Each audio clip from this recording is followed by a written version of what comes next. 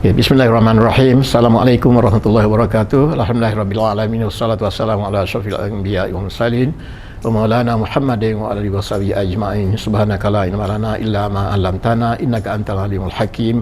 Wala haula wala quwwata illa billahil aliyyil azim. Halo adik-adik yang disayang sekalian, saudara-saudari anda semua di seluruh Malaysia dan seluruh dunia insya-Allah. Jadi kita berjumpa lagi dalam ruangan YouTube Cikgu Umar, Teka-teki Rakyat. Jadi beberapa cerita yang kita bawa baru ni, jadi kita minta adik-adik semua membagi respon pada soalan-soalan itu. Jadi pada waktu ini Cikgu nak bagi flashback sedikit, iaitu imbas kembali beberapa soalan yang lepas secara ringkas. Lepas tu kita cuba pergi menghuraikan, buat analisis pada soalan-soalan baru yang Cikgu telah kemukakan pada minggu lepas, insya-Allah.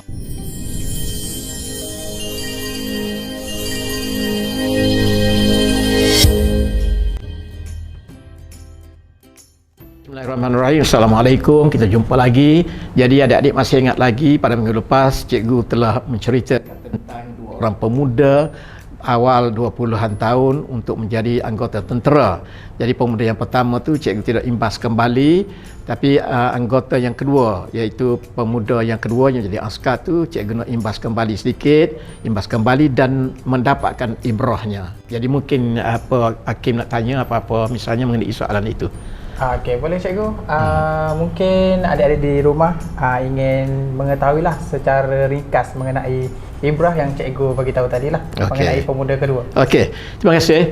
Jadi pemuda yang pertama tu cikgu let bygone adik-adik telah faham dah. Jadi pemuda yang kedua ni apabila dia pergi ke kedai kopi tu tumbuk Pak Loh tu yang gedebek itu, jadi Pak Loh pun tersungkur jatuh, jadi orang pun tak tolong.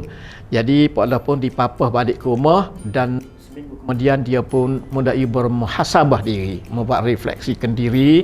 Jadi aku ni tak payah tunjuk gedebel, aku dah tua dah. Ada lagi kuasa yang lebih hebat lagi. Pemuda tu pun hebat pada aku. Aku dah tua, dia muda, dia boleh tumbuk aku, tersungkur aku. Ini kan kuasa Allah SWT pula. Jadi dengan izin Allah aku nak bertaubat kepada segala-gala yang lepas.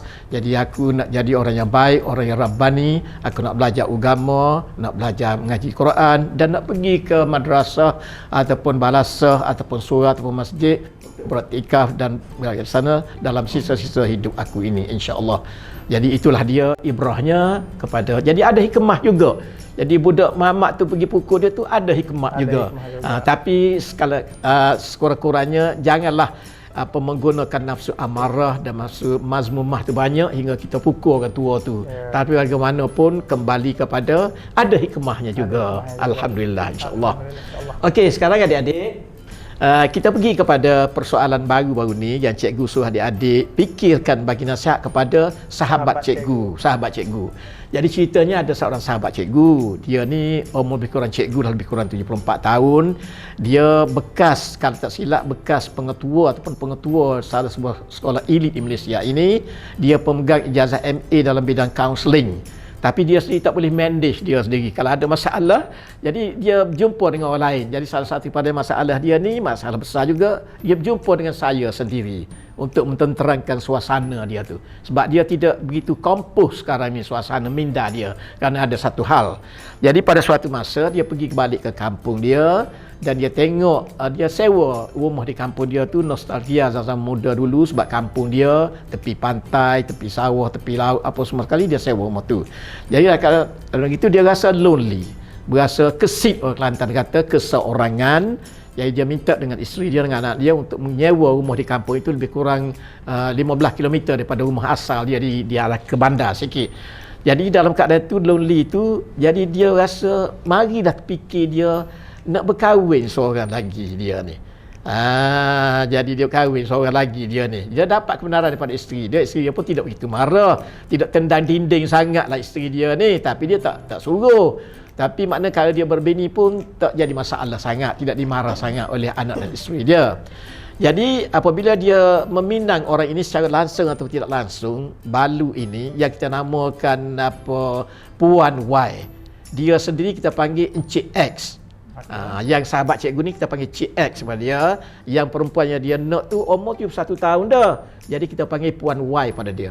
Dia bila menyampaikan hasrat dia tu, jadi Puan Y sampai sekarang ini dah 6 bulan tak bagi respon apa-apa.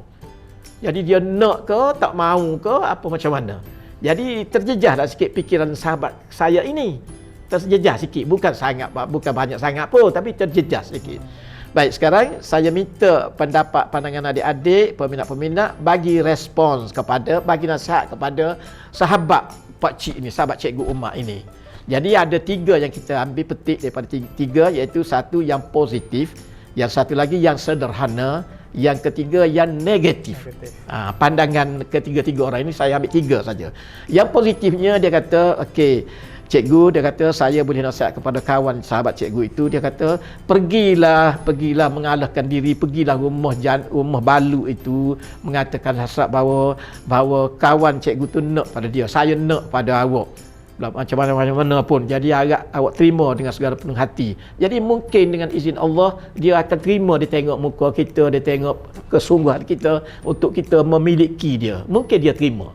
Itu yang nasihat saya. Nasihat yang kedua daripada orang yang sederhana, dia kata kalau dia tak bagi respon selama 6 bulan tu, makna dia seolah-olah dia tak mahu daripada cikgu tu.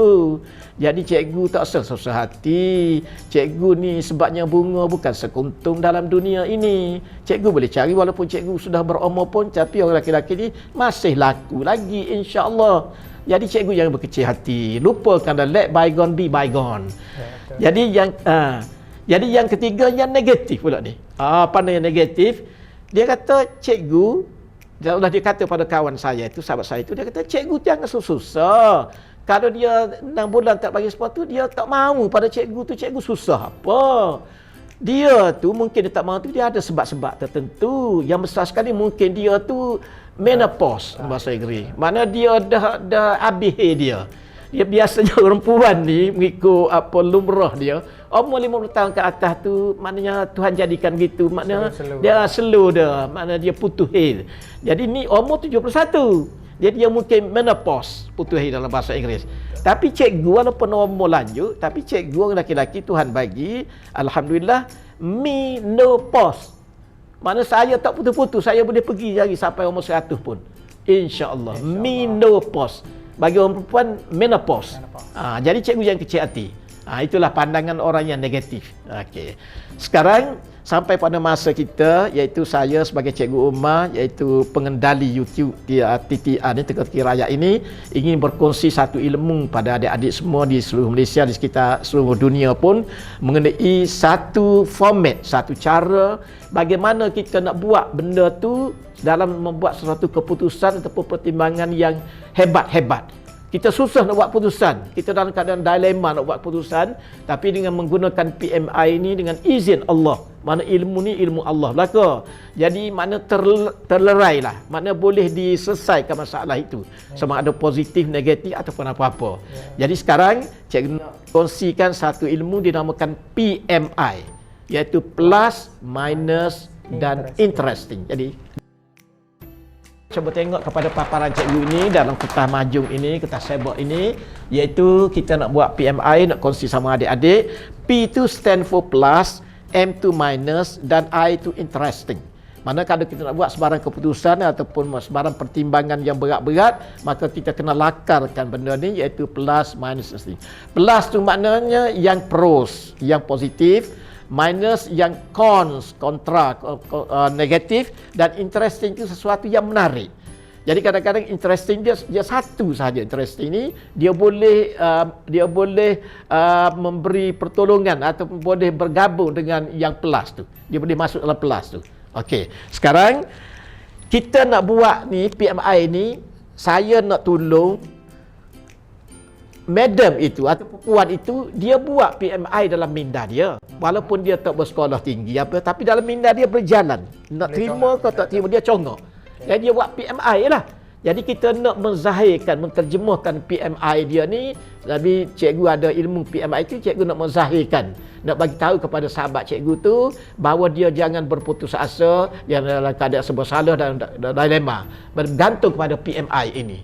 Baik, sekarang PMI ini ialah dia ada 3 kolom adik-adik, iaitu plus di sebelah kiri sekali, positif, minus di tengah-tengah negatif, dan interesting tu yang kanan sekali. Jadi itu nama PMI, plus minus interesting. Baik, yang pertama dalam minda puan Y tadi yang baru berumur 1 tahun tu, mengapa dia itu dia kita kena buat keputusan dia, iaitu dia fikir hati dia kata Allah, alhamdulillah aku dapat suami ni sebab ada orang nak melamar aku walaupun aku umur 1 tahun, laku lagi aku ni. Itu plus itu. Dalam minda dia. Yang kedua, nostalgia. Pada waktu budak-budak dulu, dia jiran aku. Dia tua, lebih tua pada aku sikit. Jadi aku ada usul-usul aku minat pada dia. Tapi dia tu barang dia lambat mata sikit walaupun dia tua, dia jadi cikgu. Jadi dia mungkin tak membalas hasrat aku, mungkin tergantung gitu. Jadi aku pun dewasa, kahwin orang lain, dia pun kahwin orang lain. Jadi sampailah masa yang di sini, boleh Tuhan nak jodohkan lagi aku, jadi mungkin ada lagi nostalgia waktu kecil dulu. Yang ketiga, amal ibadat. Kalau aku ada suami, ustaz kata, tok guru kata, aku buat yang ibadat lebih berkesan makna lagi. Manakala aku single begini, solo begini, maknanya tidak begitu, keberkatan tu tidak begitu tinggi maknanya. Jadi itu dia. Yang keempat, mudah nak pergi mana-mana. Kalau aku ada suami, dia ada kereta, dia pula pandai bawa kereta. Jadi aku nak pergi mana-mana ke supermarket mana-mana. Aku kata baru aku tak pergi. Sebulan sekali aku tak pergi. Ini dengan ada dia tu boleh pergi ke Ion Mall ke Maidin ke mana-mana. Jadi ada manfaatnya, ada plusnya. Okey, ada suami jadi kan? Okey. Yang kelima, keselamatan. Selamatkan diri saya dan selamatkan keluarga saya. Bukanlah orang kampus saya itu gelojoh sangat, jahat sangat, tapi keselamatan dari segi mana-mana pun. Okey, yang keenam ada manfaatnya. Manfaatnya ialah dia, aku tahu dia seorang cikgu. Jadi ada ilmu dia. Jadi ilmu dia tu dia boleh share kepada keluarga kita tentang persekolahan, tentang apa-apa. Jadi adalah kehebatannya, adalah plusnya maknanya. Okey, setakat 6 saja yang kita fikirkan plusnya. Baik, sekarang kita pergi kepada minusnya. Minusnya dalam minda dia tu dia bermain minus, ada banyak minusnya. Bagi puan Y tadi yang baru 1 tahun tadi. Yang pertama, aku sudah tua, tak terlayan. Umur aku 71 tahun dah. Mungkin cikgu tu walaupun dia tua tapi dia ganas lagi ataupun dia agresif lagi. Tidak gitu. Jadi aku tak terlayan, jadi tak ada fungsi aku sebagai isteri. Okey, negatif kan? Okey, yang negatif lain dimadukan. Aku tahu dia ni ada isteri dah. Jadi kalau aku dimadukan, aku tak mau menyusah-nyusahkan, tak ada bisul cari bisul. Misalnya aku tak mau. Aku jadi negatif. Yang ketiga, orang kata aku merampas suami orang. Sudah tentu orang kata begitu. Orang kampung, orang bandar. Dia kata aku ni kaki rampas suami orang. Jadi aku kalau boleh aku tak maulah. Biarlah aku tidak minat pada dia, aku tak buat tak minat pada dia, tapi aku memang minat pada dia. Yang keempat, isterinya sangat baik. Tak tergamuk aku nak dimadukan dengan isteri dia. Sangat baik, aku panggil kakak kepada dia. Dia biasa beri duit pada aku nak pergi umrah mula dulu kepada ibu aku, dia pernah bagi. Dia baik, sangat baik macam kakak sendiri. Jadi aku tak tergamuk, dia kata. Okey. Yang kelima, halangan daripada keluarga. Keluarga ni majoritinya melarang daripada aku bersuami. Kadang-kadang ada sampai nak boikot pun. Berat tu. Anak saudara, adik-beradik pun ada di antaranya. Yang sokongnya seorang dua saja. Yang tak sokongnya majoriti. Jadi aku berbalaslah dengan keluarga aku. Okey. Seterusnya, halangan daripada keluarga. Sampai nak boikot sekali. Yang keenam, Allah yarham suami aku yang meninggal lebih kurang 3 tahun dulu. Memberi wasiat pada aku, adinda sayang, kalau abang meninggal dulu, pergi dulu. Adinda tak payahlah bersuami. Kita berjumpa dalam syurga nanti, insya-Allah. Itu besar dah. Besar dah pesan dan wasiat suami dia. Okey. Dia sangat rindu kepada cikgu ni pada dia. Tapi halangan lain ada. Okey. Yang ketujuh, susah nak pergi mana-mana. Kalau dulu nak pergi mana tu mudah, kalau pergi dekat-dekat saja. Ni nak pergi mana-mana sebab saya ni minat, anak saya ada 2-3 tempat di Kuala Lumpur, ada di Selangor, ada di Terengganu ada. Jadi kalau saya bersalin saja, saya pergi merawat dia sebagai nurse saya ni. Dari saya pergi pula lama-lama pula sebulan. Jadi kalau ada suami, tinggal suami jadi bersuka pula. Itu halangan. Okey, yang ke-8, makan, minum, tidur, duduk suami, kita kena jaga. Betul. Kalau saya seorang-seorang, saya beli nasi bungkus pun tak apa. Tapi kalau suami ada tak kena beli nasi bungkus. Kita nak buat apalah kesukaan dia, tidur duduk dia. Tidak gitu kan? Betul. Okey. Yang ke-9, apa dia tu? Yang telah melama. Okey. Setelah suami saya mati, saya lepas hidah. Jadi saya ni Tuhan bagi ada rupa sedikit syukur pada Allah Tuhan bagi pada saya walaupun nama tiup satu. Jadi ramai lagi orang berminat. Jadi termasuk keluarga dekat saya nak melamar saya. Jadi semuanya saya reject, saya tolak dengan penuh penghormatan. Jadi kalau saya terima yang sahabat cikgu ni, yang sahabat cikgu ni, mana apa kata orang lain pula. Kami semua awak tolak daripada imam ke, daripada orang kaya ke, daripada orang pencing pengaruh apa, aku tolak semua. Tiba-tiba cikgu ni aku terima. Macam mana aku nak berhujah kalau mereka tanya? Okey, itu juga halangan. Baik, jadi yang ke-10, apa dia yang ke-10 tu? Tak padan. Tak padan. Dia fikir dia mempunyai satu inferiority complex. Mana mari hina diri, tak padan. Aku orang kampung tak ada ilmu. Dia tu cikgu walaupun dia pencen. Jadi sebagai enggan dengan pipik-pipik dengan enggan. Jadi tak padan. Jadi orang kata tak padan lah. Jadi aku pun menarik diri. Yang ke-11, aku tahu dia ni, minta maaf lah. Dia ni kaki bini dua dia ni. Dia suka berpoligami, aku tahu. Aku tahu rahsia dia. Jadi kalau aku dibuat macam tu juga, aku dah tua dah. Dia nak kahwin muda lain lagi. Jadi satu perasaan yang sangat tidak menyenangkan aku lah. Jadi baik aku tidak terima awal-awal lagi. Yang ke-12, sebelum pada ini saya solat istikharah minta petunjuk pada Allah dan memang tak ada jodoh. Jadi tidak ada jodoh. Jadi istikharah ini sangat penting. Jadi itulah yang kita paparkan sebanyak 12 minus tu saja. Minus sahaja. Okey. Yang interestingnya ialah biasanya interesting satu saja dan dia boleh menolong membantu plus ni. Plus. Jadi yang interestingnya ialah dia ni cikgu. Dan kalau cikgu tentu ada pencen. Betul. Pencen dia tu agak lumayan juga. Kalau banding dengan bekas suami aku, bukanlah aku nak banding sangat. Bekas suami aku tu orang kampung saja, tak ada pencen, tak ada cikgu pun. Jadi dia ni lebih hebatlah dari segi materialistik tu. Jadi itu interesting. Baiklah.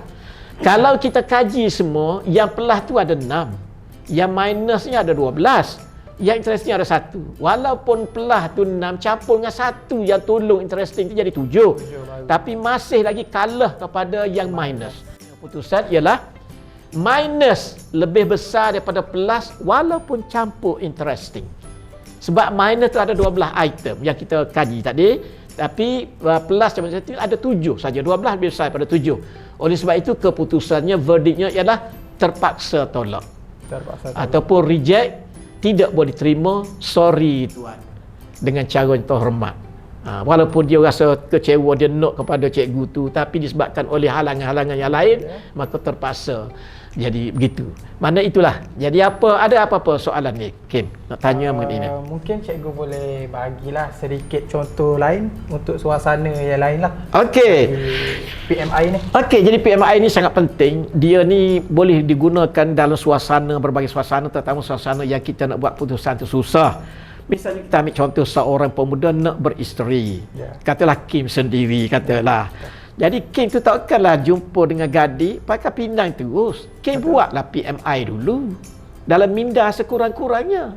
Jadi Kim buat, kalau macam cikgu tunjuk ni, buat lakaran gini, buat plus minus interesting. Jadi pada situ kita tengok plus besar ke interesting besar. Jadi kita ambil dia.